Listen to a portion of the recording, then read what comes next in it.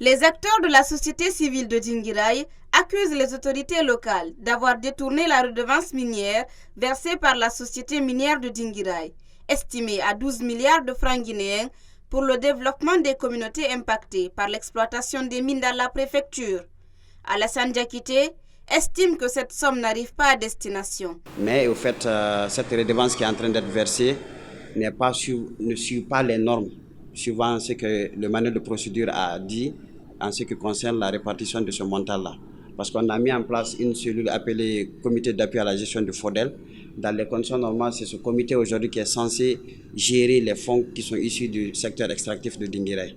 Mais malheureusement, ce manuel de procédure est mis de côté pour essayer de faire les vœux des autorités locales en place, notamment les autorités préfectorales et que les consultants qu'on envoie là-bas, comme quoi que c'est les gens qui sont venus pour aider et appuyer le CAGF dans son opérationnalisation. Donc c'est des insuffisances qui sont là. Et aujourd'hui, on est en train de parler d'un montant de 12 milliards qui doit être versé pour la préfecture de Dinguiraye dans le cadre de son appui au développement. Mais malheureusement, jusque-là, on est comme ça. Ça fait plus de 8 mois que le CAGF est mis en place. Et jusqu'à présent, aucun montant. Le CAGF n'est en possession d'aucun montant. Les gens ne sont pas informés.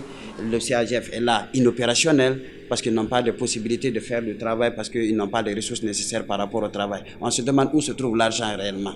Selon le président de la société civile de Dinguiraye, le détournement de ce montant par les administrateurs locaux pourrait créer des conflits entre la SMD et la communauté riveraine.